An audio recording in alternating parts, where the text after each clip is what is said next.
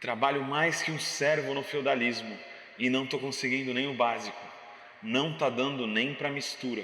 Você já se sentiu assim? Já parou para pensar que a escassez de proteína na sua mesa é uma invenção antiga do capitalismo? O que burgueses que caçavam raposas como esporte tem a ver com a sua penúria de hoje? Como o capitalismo nos levou a esse quadro? Trabalhar demais, cada vez mais, e não ter acesso até as coisas mais básicas. A assim chamada acumulação primitiva não é, por conseguinte, mais do que o processo histórico de separação entre produtor e meio de produção. Isso foi o que Marx disse no Capital 1, no século XVI, e já antes disso foram consolidadas leis e processos históricos de expulsão e expropriação de camponeses de suas terras, além da proibição da coleta de itens da floresta, essenciais para a sobrevivência, como a lenha, dentre outras injustiças. Ora, muito se diz que o capitalismo seria o sistema histórico que criou o maior nível de riqueza já visto, mas não teria sido, na verdade, um motor de escassez artificial? Hoje temos mais terras que gente sem terra e mais casas do que gente sem teto. Será que essa escassez imposta violentamente não segue sendo essencial para esse sistema? A chamada acumulação primitiva, como a economia política da escassez, são os temas desta semana do Vozes Livres.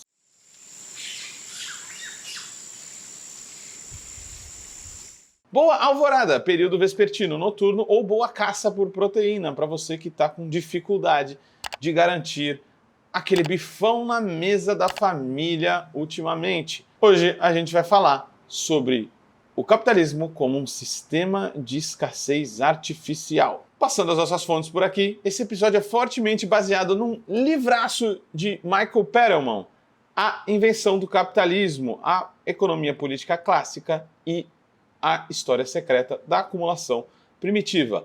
Mas comecemos por Marx. Que bolhufas é esse conceito de acumulação primitiva, que para nós, ambientalistas e adeptos de um marxismo anticolonial, está em voga até hoje. No último capítulo do Capital, a gente tem um capítulo intitulado como A assim chamada acumulação primitiva. Esse título se coloca assim porque Marx está contrapondo a ideia da acumulação originária de Adam Smith. Como teria surgido o capitalismo?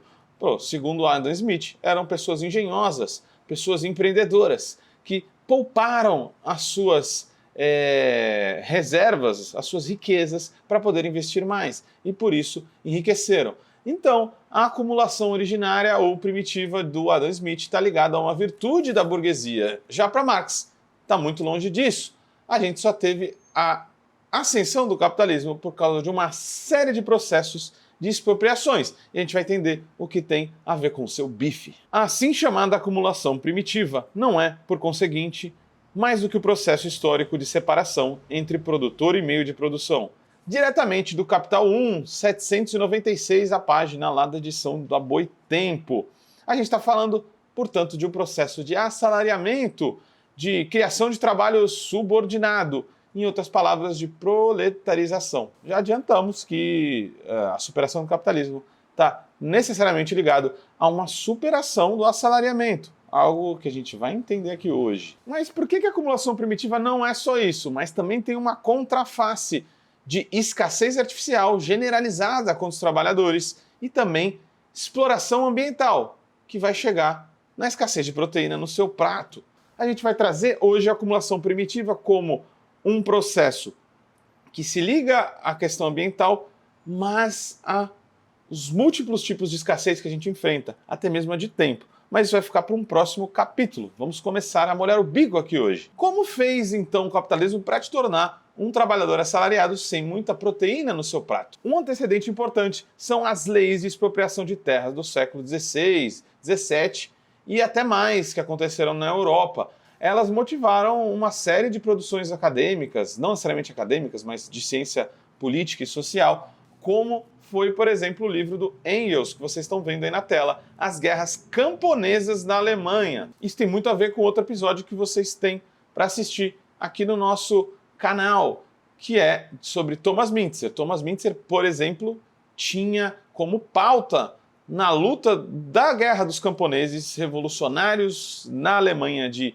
meados de 1525, dois pontos que têm muito a ver com isso, que eram programaticamente a demanda de que os camponeses pudessem caçar em suas terras e acessar os bens comuns da floresta, e que as florestas fossem abertas aos pobres. Então a gente está falando de meados de 1600 até 1900, mais de 5.200 leis foram criadas para cercar terras que antes eram comuns.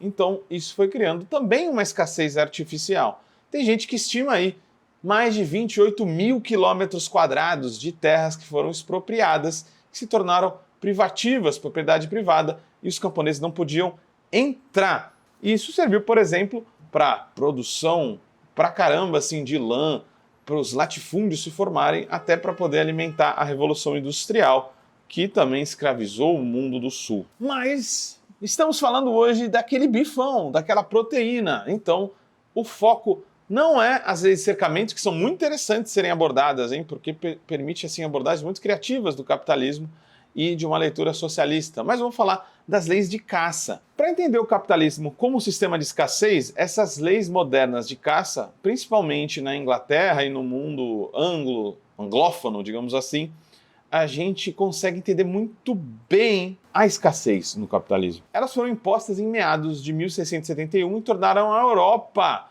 no início do capitalismo, uma grande loucura e uma injustiça estrutural foi fundada com essas leis contra os camponeses. Nas letras da primeira lei nesse sentido, considerando que grandes prejuízos são causados por comerciantes inferiores, aprendizes e outras pessoas dissolutas que negligenciam seus ofícios e empregos, dedicando-se à caça, à pesca e outras atividades, para a ruína de si mesmas e de seus vizinhos. Portanto, se tal pessoa presumir caçar, falcoar, pescar ou caçar aves, estará sujeita às demais penalidades. E como a gente está vendo aqui hoje, são penalidades duríssimas, até mesmo a penalidade capital de acabar com a vida de um pobre camponês que ousou caçar. Então, a partir desse momento histórico, se enrijecia as regras para caça e os pobres não podiam mais caçar. A gente está vendo, através dessas leis, uma tentativa de imposição de hierarquia de classe. Essas leis chegaram a restringir quase 99% da população de caçar. E apesar dessas leis elas terem se iniciado já no feudalismo, elas tiveram um papel essencial para criar um mercado de trabalho capitalista e assalariado, além de um mercado para as commodities. Afinal, você só vai comprar algo se você tiver salário. Se você subsistir, você não precisa da reação salarial. E por que isso é importante para a gente aqui hoje e, de alguma forma, essa relação estrutural de déficit de proteína com os mais pobres segue até hoje? Se a gente olhar para a história, o acesso à proteína de muitos camponeses era feito pela caça. Os animais eram bens comuns que eles podiam ser reivindicados pelos direitos tradicionais ali do feudalismo. As proibições e as restrições, então, causaram necessariamente uma deterioração nas condições de subsistência dos agricultores e dos trabalhadores mais simples dos séculos que a gente está se referindo aqui na Europa. Então a gente acabou vendo mesmo a separação entre trabalhadores e meio de produção ou meio de subsistência. Afinal, a gente pode definir a caça nesse sentido também como um meio de produção da subsistência dos trabalhadores. Mas muitos observadores acabaram entendendo que as pessoas que caçavam eram preguiçosas e indolentes, já que não queriam trabalhar para os salários. Nos escritos do livro do Michael Perelman, a gente vai ver que houve vários pesquisadores e muitos observadores que entendiam as pessoas que não queriam entrar no mercado de trabalho como preguiçosas, indolentes, já que elas caçavam e por isso não viam muito sentido em entrar para o mercado de trabalho. Um bom exemplo disso são os sapatos. Para que as pessoas quisessem comprar sapatos, para que elas conseguissem comprá-los, na verdade, elas precisariam trabalhar em média 3 dias por semana, é o que o Perelman relata no livro. Mas não tinha qualquer motivação para isso. Por quê? Em países como a Escócia, por exemplo, a Escócia que sofreu muitas dessas leis de restrição à caça, as pessoas podiam produzir um tradicional brog, que vocês estão vendo aí na tela, em um dia em sua própria casa. Às vezes tendo acesso praticamente gratuito a couro por causa da própria caça.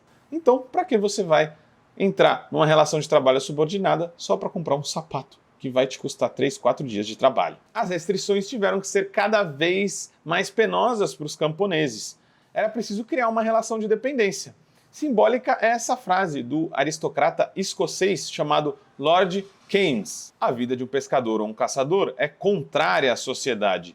Que lugar haveria para generosidade, benevolência ou caridade se os bens fossem comuns a todos? Para a gente sintetizar aqui, se não houvesse trabalho assalariado, também não haveria espaço para as mercadorias da agricultura. E isso, para os liberais, é que era a sociedade. E quais foram os resultados opressores das leis de caça? O resultado das leis de caça foram nefastos. A gente pode citar alguns deles: o aumento do preço da terra, o aburguesamento da pequena nobreza, arrendamentos de terra mais curtos de tempo e muito mais caros, o sumiço gradual de pequenos agricultores que vão dando lugar a grandes fazendas de ovelhas, principalmente, para a produção de commodities como a lã. Afinal, essa foi um insumo muito importante para os primórdios da Revolução Industrial. E a gente viu também o gradativo fim do trabalho casual, por engajamento, por tarefa. Ele estava sendo reposto cada vez mais por um trabalho subordinado o dia inteiro. E aí, galera, a gente vai para a parte mais nefasta disso tudo. Os Black Acts de Waltham, de 1723, foram leis restritas sobre a caça, mais punitivistas e violentas contra os poachers.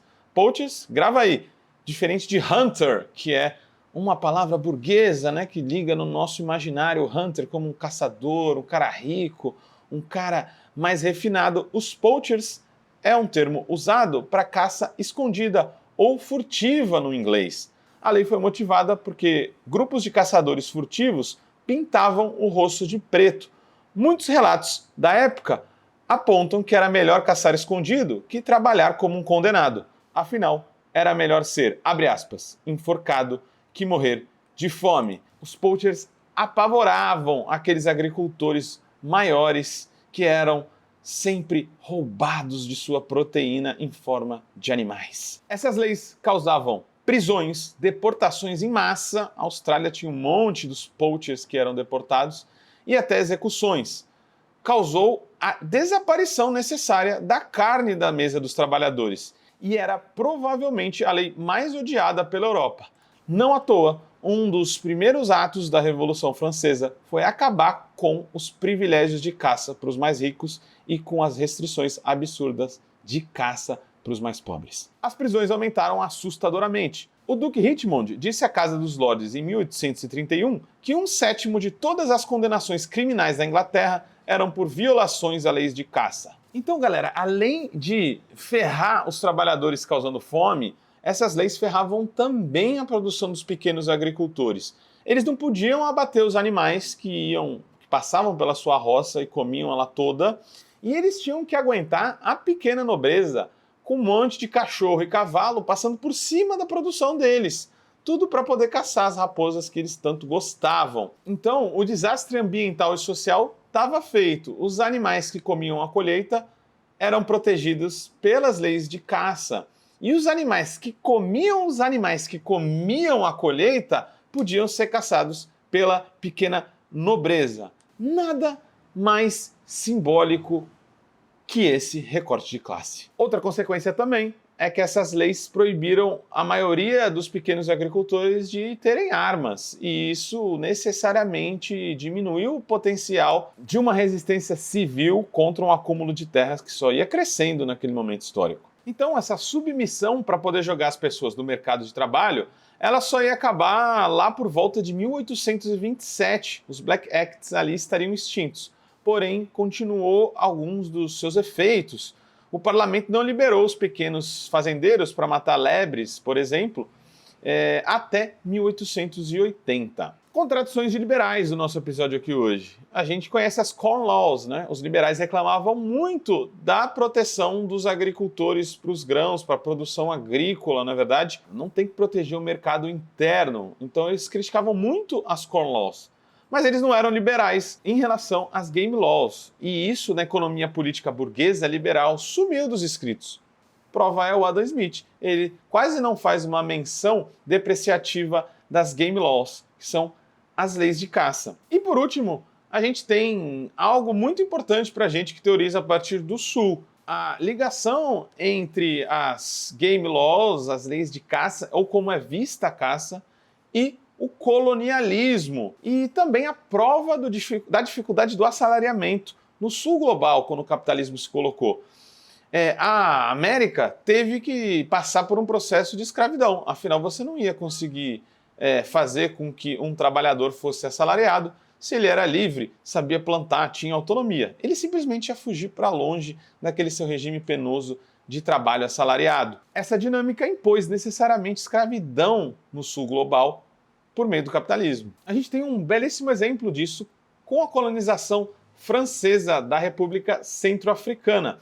O povo Mandia, ou Mandinga, era um povo caçador. Como ele não era um povo que também complementava a sua dieta, como um povo pastor, por exemplo, esse processo de proibição desse povo de caçar empurrou necessariamente para um trabalho semi-escravo ou semi-assalariado nas plantations de algodão naquela região. Outro livraço que a gente deixa aqui como sugestão para vocês, Black Poachers, White Hunters, que fala exatamente desse processo na África.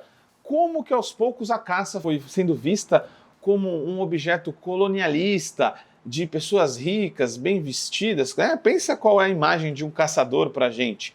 E por isso Hunters, que é a elite sendo uma caçadora. E Black Poachers eram os negros, que cada vez mais, se não eram proibidos de caçar, essa atividade era vista de uma forma racista e de forma segregacionista também. Os caçadores nessa região do Quênia viraram de caçadores indígenas, de coletores e caçadores, para caçadores ilegais, criminosos, que foram sendo cada vez mais eliminados. Existe para a gente, então, uma forma melhor de explicar todos esses processos históricos do que a acumulação primitiva? Isso contribui também para a gente refletir sobre aquela visão conservacionista da natureza. Natureza sem pessoas. Isso é uma visão burguesa também. O próprio Marx fala no Capital de como a Inglaterra, no século XIX, já não tinha mais florestas. Tinham reservas para que os ricos pudessem caçar. E muitas vezes esses animais eram semi-domesticados. Então, ali a gente via no século XIX simplesmente a repartição total, a separação total dos trabalhadores com os seus meios de subsistência da floresta. Isso foi essencial para a gente criar o capitalismo como é hoje e para a gente ver o sumiço da proteína do prato dos mais pobres. Então o que a gente tem de conclusão aqui hoje? A acumulação primitiva, que a gente vai ver também como a escassez de tempo e a escassez do seu feriadinho. O feudalismo ferrava o servo, ferrava mesmo, mas ele tinha muito mais dias de feriado do que você tem hoje. Mas no nosso ponto aqui hoje, a conclusão é de que a gente tem uma criação forçada de escassez. Então o capitalismo ele tem que impor para os países do sul global e para todos os países, na verdade, uma lógica de crescimento econômico e acumulação, porque simplesmente a redistribuição é impossível. Então a gente tem que dizer sim que existe um processo de escassez forçada nesse sistema econômico. A criação forçada de proletários e de assalariamento, é por isso que a gente tem que ficar muito cético às formulações do socialismo que não pensam muito bem a relação de trabalho. Assalariamento é necessariamente uma forma de opressão. Para superar o capitalismo e, por consequência, a acumulação primitiva, a gente vai precisar de um grande processo de autogestão na sociedade e diminuir cada vez mais o espaço do trabalho subordinado e assalariado. E a última reflexão por aqui, será que essa acumulação primitiva teria acabado lá atrás? Foi só um processo originário ou é uma economia política até hoje? Vocês já pensaram que hoje precisamos de creches e lavanderias ou até fast food por causa da nossa falta de tempo? O capitalismo continua vendendo soluções para os problemas que ele mesmo cria. Então, pequenos cercamentos até hoje são feitos. O cercamento de você, por exemplo, japonês que não tem espaço para uma máquina de lavar e por isso precisa trabalhar mais para poder lavar sua roupa numa lavanderia, ou você, pai, mãe solo, que precisa trabalhar e trabalhar mais para monetizar a sua relação com o seu filho por meio de uma creche privada. Então, a acumulação primitiva, ela continua por vários pontos da nossa vida. Eu acho muito criativa essa abordagem, mas ela vai ficar para outro episódio. Por enquanto, nos despedimos. E antes que você não tenha tempo para isso, dá um clique e curta esse episódio. EcoSalve e até a próxima.